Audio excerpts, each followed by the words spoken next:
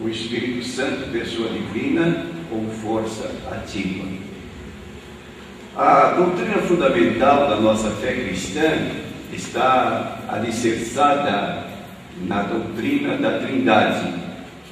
Segundo cremos, há um só Deus, eternamente subsistente em três pessoas: o Pai, o Filho e o Espírito Santo. Ao afirmarmos assim, então, declaramos nossa posição bíblica sobre três pessoas que constituem a Trindade, constituindo um só Deus. Mas existem grupos religiosos que negam a doutrina da Trindade. E para serem coerentes com a sua forma de negar a doutrina da Trindade, eles procuram desalojar Jesus da sua posição de pessoa divina e também negar até a personalidade do Espírito Santo, para assim poderem afirmar que a Trindade não encontra apoio na Bíblia Sagrada. Temos reiterado frequentemente essa posição de Jesus Cristo, de Deus, homem ou personalidade teantrópica, com base em João capítulo 1, versículo 1 e 14. No princípio era o Verbo estava com Deus, o Verbo era Deus, e o Verbo se fez carne e habitou entre nós. Agora, com relação à pessoa do Espírito Santo, há um desconhecimento mais ou menos idêntico àquele que ocorreu quando Paulo chegou à igreja de Éfeso. Encontrou lá os 12 varões e perguntou-lhes: recebestes o Espírito Santo quando crestes? E a resposta desse grupo foi absurda: nós nem sabemos que haja Espírito Santo. Nós nem sabemos que haja Espírito Santo. E na verdade, embora o povo pentecostal seja a maioria dos evangélicos hoje no Brasil, mesmo nós pentecostais ainda ignoramos a personalidade do Espírito Santo. Ontem, quando convidava um jovem para participar desta palestra, fiz uma pergunta: o Espírito Santo é uma pessoa ou uma força impessoal? Não obtive resposta.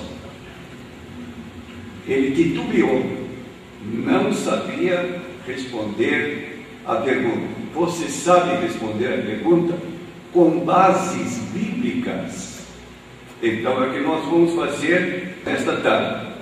Queremos dizer, em primeiro lugar, que o Espírito Santo é uma pessoa, e não apenas uma pessoa, mas é uma pessoa divina. Então, se eu lhe perguntasse: você é uma pessoa? A resposta que eu obteria de alguém é: sou uma pessoa.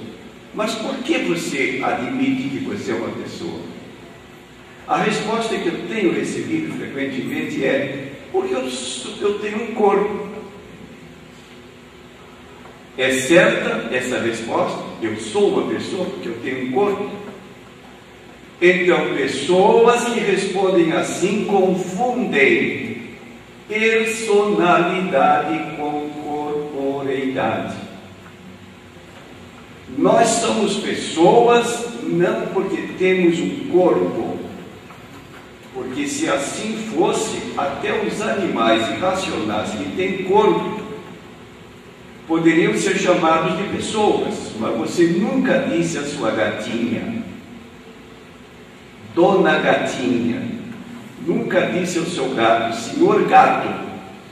Mas você se dirige a seres humanos e diz: senhor fulano de tal e senhora fulana de tal. Por quê?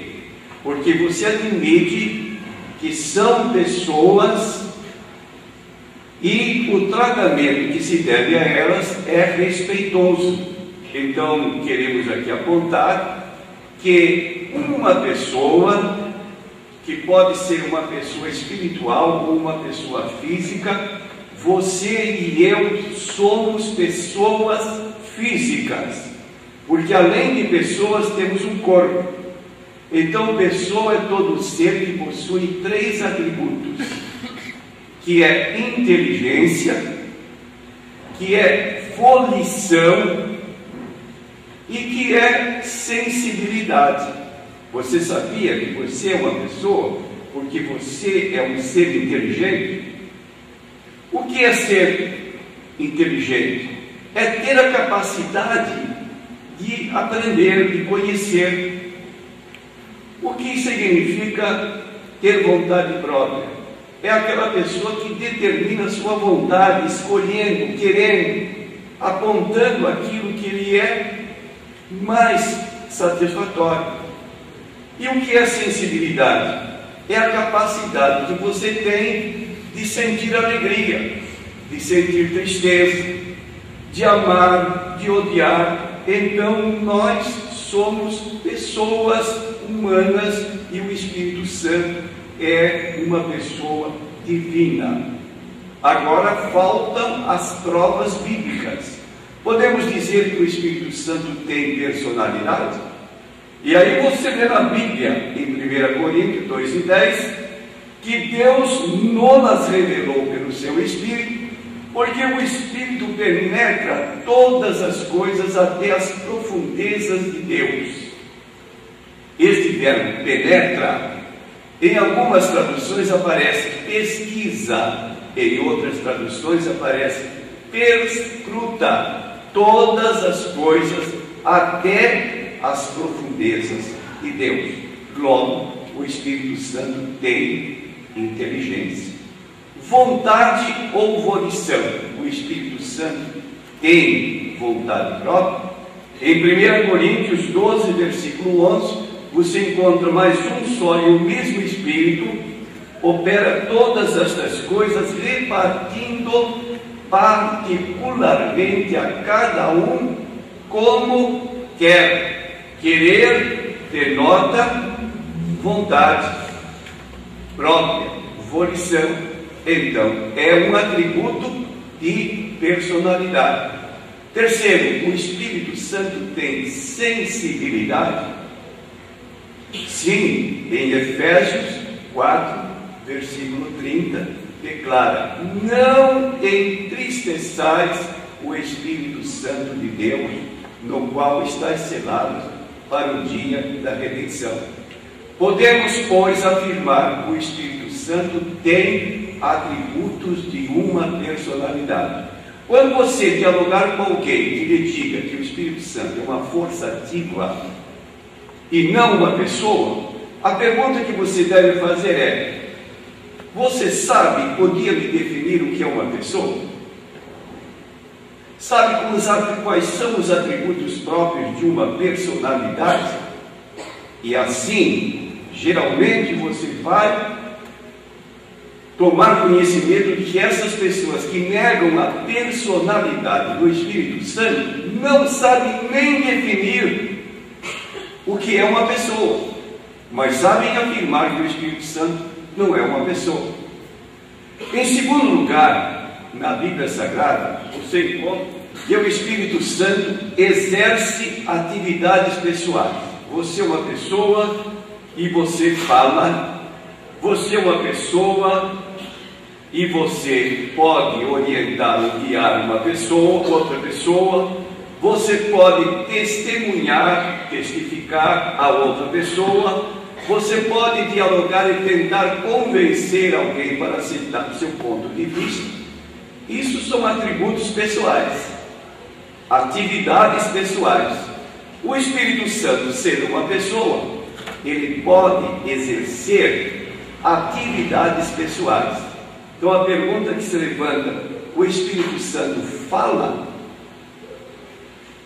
Você abrindo Atos 13, versículo 2, diz o texto: servindo eles ao Senhor e jejuando, disse o Espírito Santo: apartai-me a Barnabé e a Saulo para a obra que os tenho chamado. Em Atos 10, versículo 19, pensando Pedro naquela visão, disse-lhe o Espírito: eis que 3 homens te buscam. Levanta-te, desce com eles, nada duvidando, porque eu os enviei. Você sabe que eu é um pronome pessoal do caso reto. Então o Espírito Santo aqui está falando e dizendo a Pedro: receba estes homens, porque eu os enviei. O Espírito Santo guia. Então encontramos em João 16, versículo 13: mas quando vier aquele Espírito, o Espírito de verdade, ele vos guiará em toda a verdade. Então o Espírito Santo guia. Uma pessoa testifica, o Espírito Santo pode testificar. Em João 15, 26 diz: mas quando vier o Consolador, que eu da parte do Pai vos hei de enviar, aquele Espírito de verdade que procede do Pai, ele testificará de mim. Logo, como uma atividade pessoal, o Espírito Santo testifica. E em João 16, versículo 8, Jesus, falando da necessidade da vinda do Espírito Santo, diz que ele vindo convenceria ou convencerá o mundo do pecado, da justiça e do juízo. Então, atividades pessoais, aquilo que você faz como uma pessoa humana, o Espírito Santo, como pessoa divina, exerce atividades iguais à sua e outras mais que você exerce e que também poderíamos adicionar, mas que estas bastam para que nós tenhamos consciência de que o Espírito Santo é uma pessoa que exerce atividades pessoais. Além de dizermos que o Espírito Santo é uma pessoa, nós dizemos que o Espírito Santo é a terceira pessoa da Santíssima Trindade. Consequentemente, ele é uma pessoa divina. Quando nós dizemos terceira pessoa, não estamos aqui criando uma hierarquia. Primeiro Pai, segundo Filho, terceiro Espírito Santo, dentro de uma hierarquia celestial. Não. Quando dizemos terceira pessoa, queremos dizer que isto deve ser entendido como a revelação do Espírito Santo na história bíblica.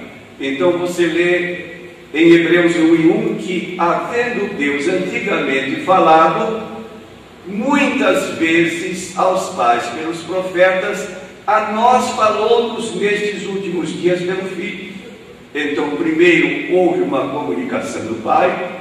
Segundo, houve uma comunicação do Filho. E o Filho, por sua vez, anunciou a chegada do Espírito Santo. Convém que eu vá, porque se eu não for, não virá a vós o Consolador. Mas se eu for, enviar-vos-ei. Logo hoje, nós dizemos que a partir do dia de Pentecostes, vivemos na dispensação do Espírito Santo. Então, terceira pessoa, pelo fato de ele se manifestar, depois de ter o Pai se manifestar, depois de ter o Filho se manifestar, e hoje então estamos vivendo na dispensação do Espírito. Se nós dizemos que o Espírito Santo é uma pessoa divina, sabemos que Deus tem atributos incomunicáveis, ou seja, atributos exclusivos. E dentro desses atributos de Deus, nós encontramos eternidade, nós encontramos onisciência, onipresença e onipotência. O que queremos dizer com onisciência, onipotência, onipresença? Queremos dizer que Deus sabe tudo, que Deus pode tudo e que Deus está presente em tudo. Agora a pergunta que se levanta: o Espírito Santo é eterno? Se ele é uma pessoa divina, ele deve possuir o atributo da eternidade. Você lembra-se do Salmo 90, versículo 2? De eternidade a eternidade tu és Deus. Deus é eterno. O Espírito Santo é eterno. No livro de Hebreus, capítulo 9 e versículo 14, nós encontramos: quanto mais o sangue de Cristo, que pelo Espírito eterno se ofereceu a si mesmo imaculado a Deus, purificará as vossas consciências das obras mortas. Então, se lê em Hebreus 9, 14, que o Espírito Santo é eterno, Espírito eterno. O Espírito Santo é onisciente, sabe de todas as coisas? Sim, acabamos de citar 1 Coríntios 2 e 10, mas Deus nos revelou pelo seu Espírito, porque o Espírito penetra todas as coisas, até as profundezas de Deus. Ele tem então esse atributo da onisciência. O Espírito Santo é onipresente? Resposta: sim. No Salmo 139, versículo 7, nós lemos: para onde me irei do teu Espírito, ou para onde fugirei da tua face? Se subir ao céu, lá tu estás. Se fizer no inferno a minha cama, eis que tu ali estás também. O Espírito Santo é onipotente, aquele que pode tudo. Quando Maria objetou que ela não poderia conceber, porque não conhecia varão, o anjo Gabriel lhe disse: o Espírito descerá sobre ti, o Espírito Santo, a virtude do Altíssimo te cobrirá com a sua sombra, por isso também o santo que de ti há de nascer será chamado Filho de Deus. Então a concepção de Jesus no ventre de Maria foi produzida pelo Espírito Santo. Logo, à luz da Bíblia Sagrada, o Espírito Santo é eterno, o Espírito Santo é onisciente, o Espírito Santo é onipresente, o Espírito Santo é onipotente e o Espírito Santo é chamado Deus na Bíblia Sagrada. Capítulo 5 de Atos, versículo 3 e 4, quando Ananias e Safira combinaram entre si para ludibriar, para enganar o apóstolo Pedro, ele disse: Ananias, por que encheu Satanás o teu coração para que mentisses ao Espírito Santo?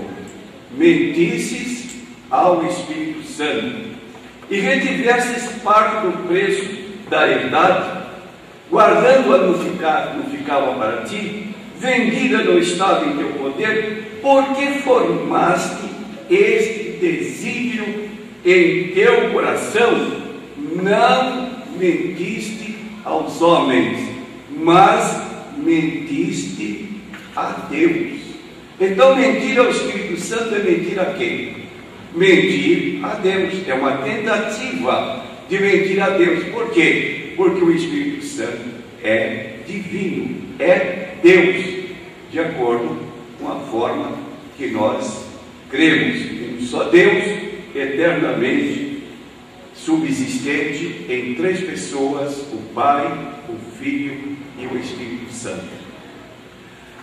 Uma informação que a Bíblia nos dá é que aparecem sempre três pessoas, que uma é chamada Pai, que outra é chamada Filho e que outra é chamada Espírito Santo.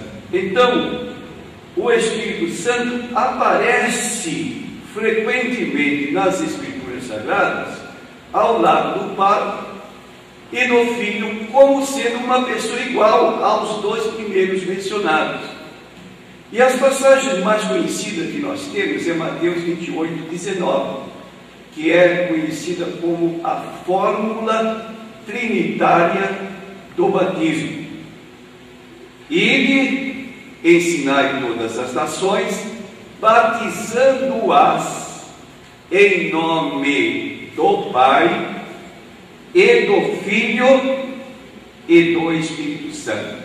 Observe a palavra em nome singular, indicando que as três pessoas podem ter um só nome.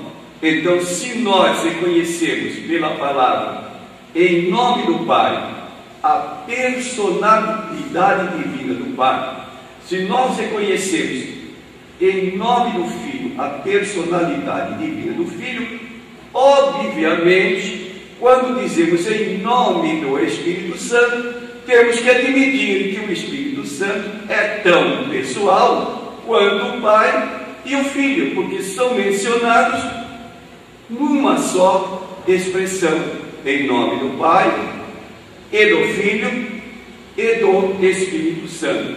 Aí nós temos na fórmula batismal as três pessoas aparecendo dessa maneira. Mas vamos ainda para 2 Coríntios 13, versículo 13, conhecida como a bênção apostólica. E lá nós encontramos a graça do Senhor Jesus Cristo, o amor de Deus e a comunhão do Espírito Santo seja com todos vós. Temos as três pessoas unidas, ligadas entre si, constituindo um só Deus. E em seguida, podemos acrescentar 1 João capítulo 5, versículo 7, porque três são os que testificam no céu: o Pai, a Palavra e o Espírito Santo, e estes três são um. Então nós temos várias passagens bíblicas onde aparecem as três pessoas conjuntamente. Existem outras passagens, mas essas citadas já nos dão base para mostrar essas três pessoas unidas. Ainda apresentamos mais uma razão porque cremos ser o Espírito Santo uma pessoa. Em João 14, versículo 16, vamos encontrar que Jesus declara: eu rogarei ao Pai, uma pessoa, ele vos dará outro Consolador, segunda pessoa. E a pessoa que está falando, Jesus, eu, constitui a terceira pessoa. Mas Jesus diz: eu rogarei ao Pai e ele dará outro Consolador. Essa palavra Consolador, na Bíblia, na língua original do Novo Testamento, que é o grego, aparece a palavra Paracleto ou Paráclito. A pronúncia é indiferente. Você pode citar Paráclito ou Paracleto. Se você tiver uma Bíblia, tradução de Almeida corrigida, no rodapé, você vai encontrar lá essa informação. Então a nossa palavra portuguesa Consolador é a tradução da palavra grega Paracleto ou Paráclito. Essa palavra Consolador, ela pode ser traduzida de modo diferente. Você pode dizer ou traduzir Consolador, como também você pode traduzir Ajudador, você pode traduzir por Auxiliador, e você pode traduzir a palavra por Advogado. Agora, se você fizer um paralelo entre João 14,16 com 1 João 2,1, você vai encontrar em 1 João 2,1 o escritor dizendo: meus filhinhos, estas coisas vos escrevo para que não pequeis. Mas se alguém pecar, temos um advogado para com o Pai, Jesus Cristo o justo. Você sabe qual é a palavra grega para essa tradução para o português da palavra advogado? Qual a palavra grega traduzida para advogado? É a palavra que você encontra em João 14,16, quando Jesus diz: eu rogarei ao Pai e vos dará outro Consolador. Então ele está dizendo outro auxiliador, outro ajudador e outro advogado. Ora, Jesus declara, aliás, João declara: não pequeis, mas se alguém pecar, temos um advogado. Quem é ele? Jesus. E aqui Jesus declara: eu rogarei ao Pai e me dará outro advogado. E é interessante observar, irmãos, que existem duas palavras no grego para outro. Existe a palavra alon no grego, que significa outro igual. E existe a palavra heteron, que significa outro diferente. Então, se você me perguntasse, em João 14,16, quando Jesus declara: eu rogarei ao Pai e Ele vos dará outro Consolador, qual a palavra que está lá? Alon ou heteron? Para outro. Então a minha resposta é que está a palavra alon, mostrando que o Espírito Santo é outro igual. Ora, se nós admitirmos que Jesus é uma pessoa e é uma pessoa divina, outro Consolador está falando de alguém igual a Jesus, que também é uma pessoa e que também é uma pessoa divina. Então nós temos aqui nessa expressão outro Consolador uma prova bíblica da personalidade e da deidade do Espírito Santo, conforme vimos apontando.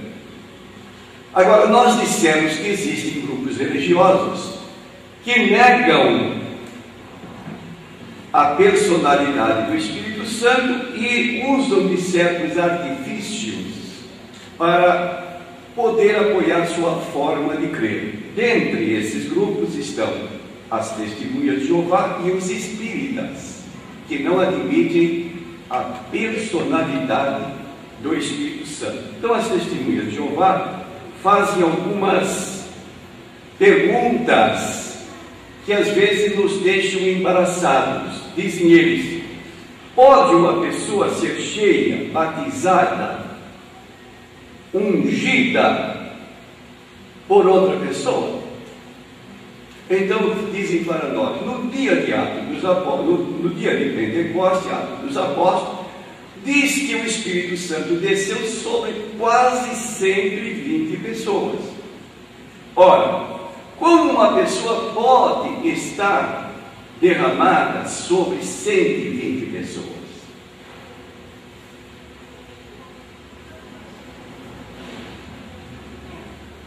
O que você responderia? Você poderia citar um texto que você conhece, João 14:23. O que é que diz o texto de João 14:23? Se alguém me ama, o Pai o amará, e nós viremos para ele e faremos nele morada. Ora, quantas pessoas que amam o Senhor Jesus Cristo, como nós que somos cristãos, e se diz então que cada uma delas se tornará a morada do Pai e do Filho. Pode uma pessoa ser derramada, espalhada por tantas pessoas quanto somos nós no mundo inteiro. Agora, o que devemos observar, meus irmãos, que não podemos confundir a pessoa do Espírito Santo com o poder que emana desta pessoa. Jesus é uma pessoa, mas Jesus tem poder. Você recebe poder de Jesus e nós recebemos o poder do Espírito Santo. Quando no livro de Atos 2, 1 a 4, desceu sobre os 120 o Espírito Santo, todos foram cheios do Espírito Santo, estavam cheios do poder do Espírito Santo. E diz no versículo 4 que o Espírito Santo, ele controlava a manifestação do seu poder sobre as pessoas que estavam lá. Capítulo 2, versículo 4 do livro de Atos dos Apóstolos, diz que todos foram cheios do Espírito Santo e falavam em línguas conforme o Espírito Santo lhes concedia que falasse. Quem estava exercendo o controle daquela manifestação de poder? Uma pessoa, como o Espírito Santo, que exercia o controle da manifestação do poder do Espírito Santo nas pessoas. Então, pode uma pessoa ser cheia de outra pessoa? Nós dizemos, se for uma pessoa espiritual, pode uma pessoa física ser cheia de uma pessoa espiritual. Você encontra em Lucas 22, versículo 3, essa palavra: entrou, porém, Satanás em Judas. Satanás é uma pessoa espiritual? É. Judas é uma pessoa física? Sim. Como pode uma pessoa, se usássemos o argumento das testemunhas do Jeová, como pode uma pessoa ser cheia de outra pessoa? Ora, se Satanás é uma pessoa e entrou em Judas, que é uma pessoa, pode uma pessoa física ser cheia de uma pessoa espiritual, que é, no caso aqui de Lucas 22, versículo 3. Então, quando o Espírito Santo encheu as pessoas que ali estavam no Pentecostes, uma pessoa espiritual pode estar numa pessoa física. Exemplo também do gadareno. O gadareno, quando foi interrogado por Jesus: qual é o teu nome? Ele respondeu: Legião, porque somos muitos. Ora, uma pessoa física cheia de pessoas espirituais demoníacas, porque esses demônios são pessoas espirituais, são seres inteligentes que acompanham o diabo na sua rebelião. Logo, nós podemos ser cheios de uma pessoa no sentido de sermos cheios do seu poder, e uma pessoa, então, espiritual pode encher uma pessoa física sem qualquer problema. Em seguida, um outro argumento: pode ser uma pessoa derramada sobre outra? Ora, dizem eles, se o Espírito Santo fosse uma pessoa, como é que essa pessoa poderia ser derramada? Interessante que, se você pegar a tradução do Novo Mundo e ler 2 Timóteo 4, versículo 6, quando Paulo diz na nossa tradução: porque eu já estou sendo oferecido como libação de sacrifício. Sabe o que diz a tradução do Novo Mundo? Porque eu estou já sendo derramado. Ora, como é que você nega uma possibilidade de uma pessoa ser derramada sobre outra, se você reconhece que Paulo é uma pessoa e ele diz: estou sendo derramado? É claro que se trata de uma expressão figurada, e da mesma maneira se dá com o Espírito Santo quando se diz que o Espírito Santo foi derramado sobre todos, significando o controle de todas as pessoas pelo poder do Espírito Santo. Pode uma pessoa ser batizada em outra pessoa? É a pergunta que eles fazem também. Então a resposta que damos: Jesus é uma pessoa? Sim, é uma pessoa. Então você lendo Gálatas capítulo 3, versículo 27, você encontra: porque todos quantos fostes batizados em Cristo, já vos revestistes de Cristo. Então aqui está dizendo que nós fomos batizados em Cristo. E nós sabemos que Jesus é uma pessoa. Como então negar que o Espírito Santo não pode batizar outra pessoa, se Jesus como pessoa, nós nele fomos batizados? Significando que nós nos identificamos com Jesus, neste sentido figurado, e que essa objeção não tem apoio na Bíblia Sagrada. Agora, irmãos, nós quase sempre, quando dialogamos com pessoas que descreem da personalidade e da deidade do Espírito Santo, nós ficamos na defensiva como alguém que está levando, apanhando, e não reage, só leva, vamos dizer, pauladas, ou leva tapas e fica só na defensiva. Por que nós não partimos para o ataque? E você pergunta: de que forma? Ora, se você começa a ser interrogado, uma pergunta após a outra, a ponto de você não poder conciliar suas ideias, porque perguntas se sobrepõem, porque você não parte também para fazer perguntas. E aí que tem sido o problema, que certas pessoas não estão preparadas para fazer perguntas, e nós devemos partir para a pergunta. Então a primeira pergunta que você pode elaborar: se você nega a personalidade do Espírito Santo e diz que o Espírito Santo é uma força ativa, pode me responder? Pode-se mentir a uma força ativa? Pode me explicar como é que Ananias mentiu ao Espírito Santo, sendo que você ensina que o Espírito Santo é uma força ativa? É uma pergunta que você pode fazer na hora, memorizar essa pergunta. Pode-se mentir a uma força ativa? É claro. Força ativa é uma energia elétrica. Pode-se mentir a uma energia elétrica?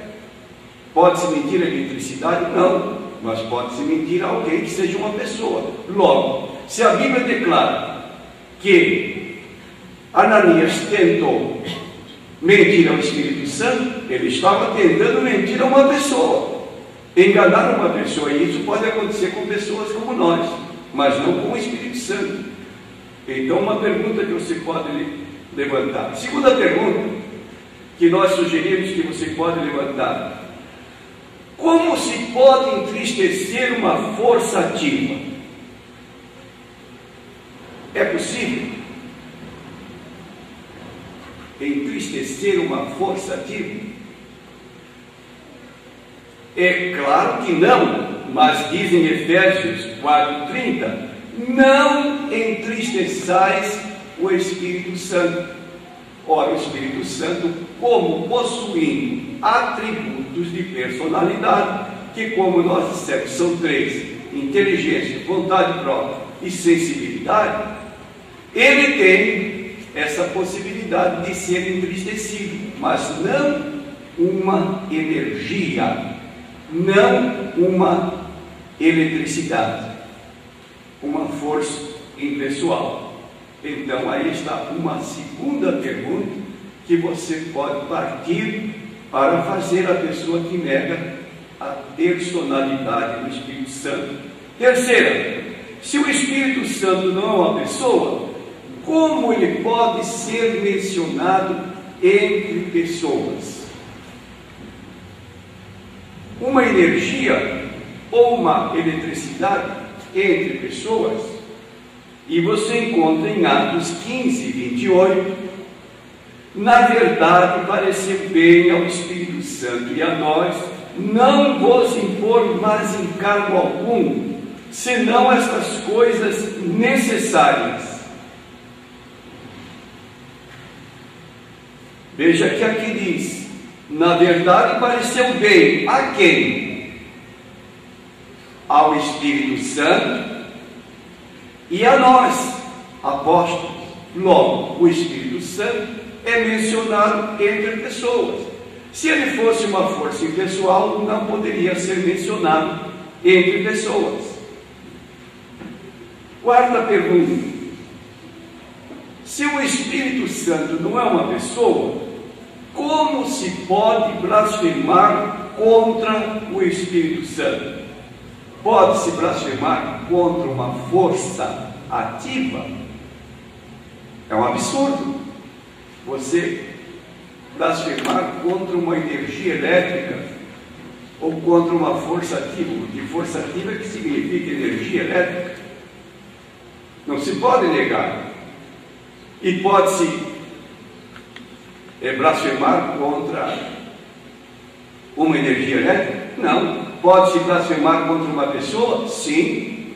E no livro de Mateus, capítulo 12, versículo 31 e 32, então nós lemos: portanto, eu vos digo, todo pecado e blasfêmia se perdoará aos homens, mas a blasfêmia contra o Espírito não será perdoada aos homens. Se qualquer disser alguma palavra contra o Filho do Homem, e quem está falando aqui? Filho do Homem? Jesus. É pessoa? Sim. Se alguém falar alguma palavra contra o Filho do Homem, seria perdoado. Mas se alguém falar contra o Espírito Santo, não lhe será perdoado, nem neste século e nem no futuro. Ora, como é que se pode então blasfemar contra o Espírito Santo se ele fosse realmente uma força ativa? É outra pergunta que nós sugerimos para você estar engatilhado para refutar aquela pessoa que nega a personalidade do Espírito Santo. E mais uma pergunta: se o Espírito Santo não é uma pessoa, como pode ele contender com o homem? Contender com o homem significa você usar de argumentos persuasivos para que a pessoa deixe o seu ponto de vista errado. Foi o que o Espírito Santo fez com os antediluvianos, a tal ponto que chegou o limite: o meu Espírito não contenderá para sempre com o homem, porque ele também é carne, porém seus dias serão 120 anos.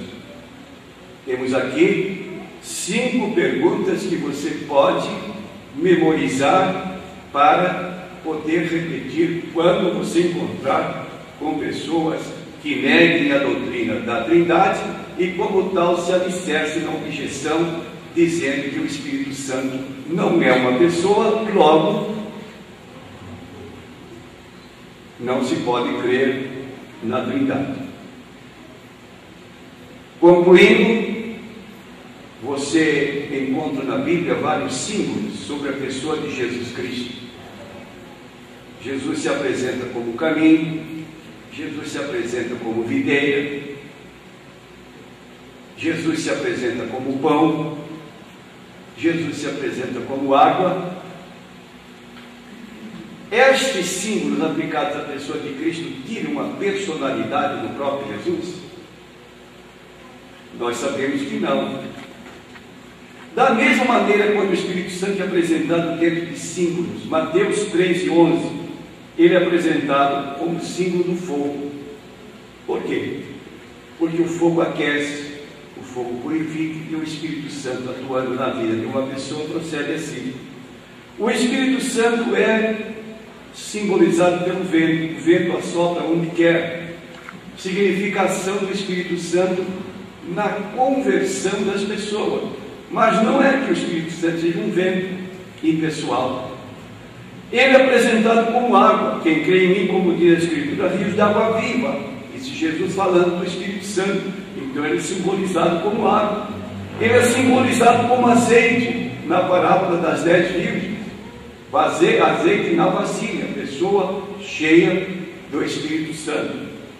E o Espírito Santo é simbolizado como pomba que desceu sobre Jesus no batismo. Esta simbologia com respeito à pessoa de Jesus e à pessoa do Espírito Santo não tiram suas personalidades.